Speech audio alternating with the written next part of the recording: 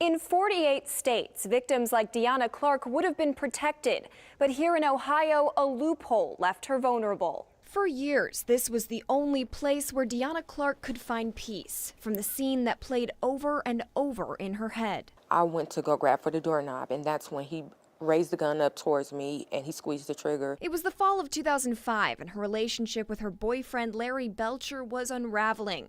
Alcohol abuse led to verbal abuse. You know, you're nothing, you will never amount to anything, nobody wants you but me. And even though they lived apart, her family pushed her to get a protection order.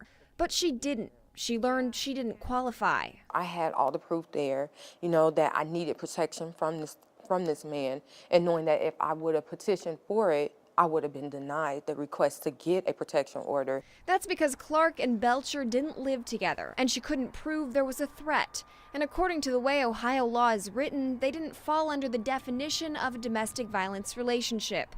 It's an issue that would come back to haunt her when Belcher showed up at her apartment. That's when he pulled out a gun And held her hostage for hours, threatening to kill himself. Eventually, she made a move for the door, and he shot her twice at point-blank range. I felt it explode inside of me, you know. Piercing Clark in the chest. A few more inches, it would have hit my heart. And tearing through her wrist. I know I should have died right then and there. I know that at that point, I should have been laying out on my floor.